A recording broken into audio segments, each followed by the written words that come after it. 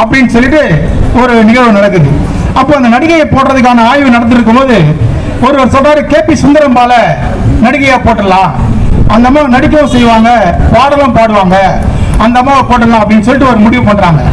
அப்போ அந்த முடிவு எடுக்கும் போது அப்போ கண்மணி சுப்பு கங்கனுங்கிற இயக்குனருக்கு சொல்றாங்க, அந்த கேபி சுந்தரம்பால் நல்ல நடிகை தான், நல்ல பண்ணுவாங்க தான், ஆனா அவங்க கைம்பெண், விதவை, கணவனை இழந்தவள், அவளை இந்த படத்துக்கு நீங்கள் போட்டாக இவ்வளவு பொருட்செலவு பண்ணக்கூடிய படம் வெற்றி அடையாது, அந்த படத்தினுடைய படம் மிகப்பெரிய பின்னோக்கி போய்விடும் அப்படி என்று சொல்லப்பட்டு அந்த கேபி சுந்தரம்பாலுடைய இணைப்பு அந்த படத்தில் கைவிடப்படுகிறது.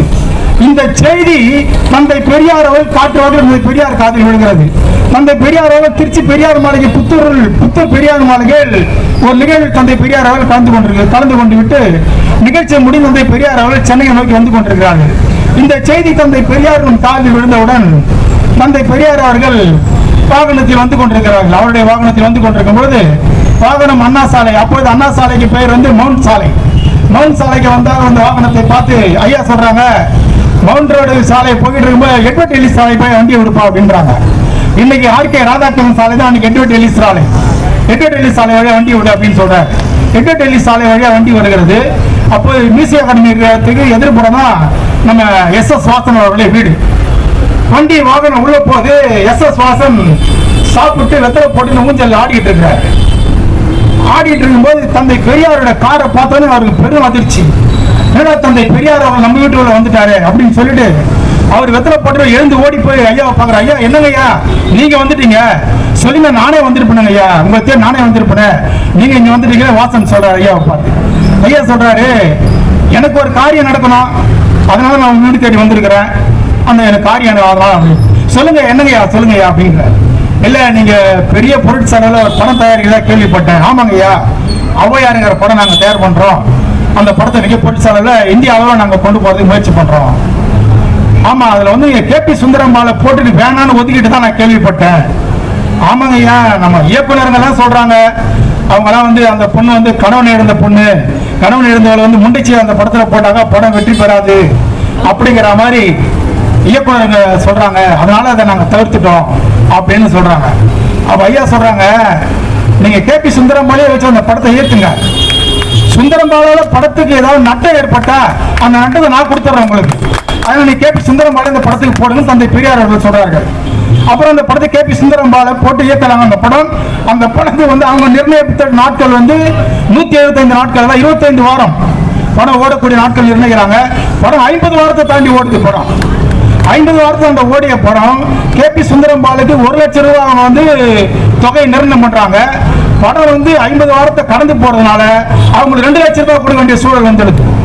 ஏன்னா படத்துக்கு சேல் டாக்ஸ் பிரச்சனை வந்துருது அப்படின்னு சொல்லிட்டு அந்த அம்மாவுக்கு வந்து 2 லட்சம் ரூபாய் பணம் கொடுத்துறாங்க.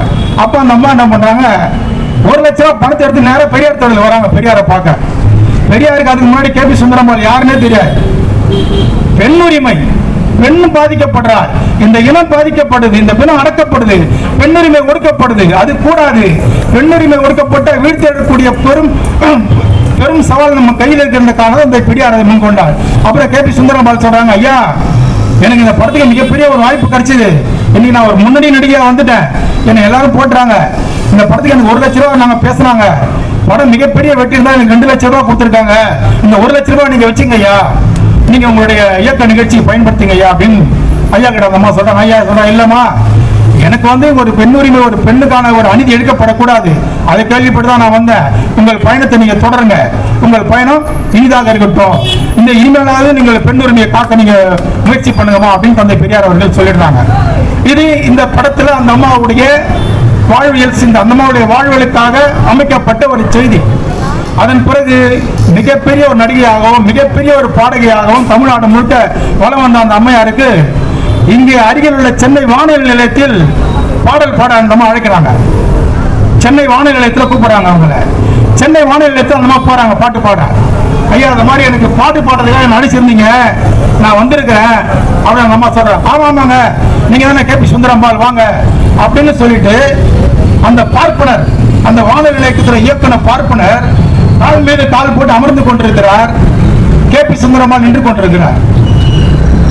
கேபி சுந்தரம்பாலுக்கு ஒரே ஒரு சுருக்குன்னு ஒரு உறுப்பு, பெரியார் சொன்னார இனிமேலாவது நீ பெண்ணுரிமையை காப்பான்னு சொல்லிட்டு நம்மளை நிக்க வச்சுட்டு உட்காந்து பேசிட்டு இருக்கிறாங்க அப்படின்னு சொல்லிட்டு அந்த அம்மாவுக்கு மனசுக்குள்ள ஒரு வெற்றி உணர்வு இருந்த உடனே அந்த அம்மா சொல்றாங்க, நான் இனிமேல் இந்த இடத்துக்கு நான் பாட வர மாட்டேன். ஏன் இப்படி சொல்றீங்க? நான் ஒரு பாடகி, நான் பாடினதான் பல லட்சம் மக்கள் கேட்கக்கூடிய இடத்துல நான் இருக்கிறேன். என்ன நீங்க நிக்க வச்சு நீங்க உட்கார்ந்து பேசிட்டு இருக்கிறீங்க. நீங்க என்ன நிக்க வச்சு உட்கார்ந்து பேசுறதா எனக்கு ஒன்றும் ஒரு பிரச்சனை இல்லை. இதே மாதிரி சீக்க பட்டமாலோ அல்லது எம்எஸ் சுப்புலட்சுமியை வந்தால் நிக்க வைத்து பேசிக் கொண்டிருப்பீர்களா? நான் ஒரு பிற்படுத்தப்பட்ட பெண்கள் இந்த நிலை ஒரு பாப்பத்தை செய்வீர்களா?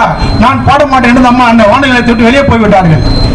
அதன் பிறகு வேற ஒரு பிற்படுத்தப்பட்ட நபரை விட்டு அந்த அம்மாவுக்கு மன்னிப்பு கடிதம் எழுதி கொடுத்து அந்த அம்மாவை மன்னித்துக் கொள்ளுங்கள், அருள் கூர்ந்து வந்து மீண்டும் நீங்கள் வானொலி நிலையத்தில் பாட வேண்டும் என்று அந்த அம்மாவை கேட்டுக்கொண்டதன் பிறகு அந்த அம்மா வானொலி நிலையத்தில் பாடினார்கள்.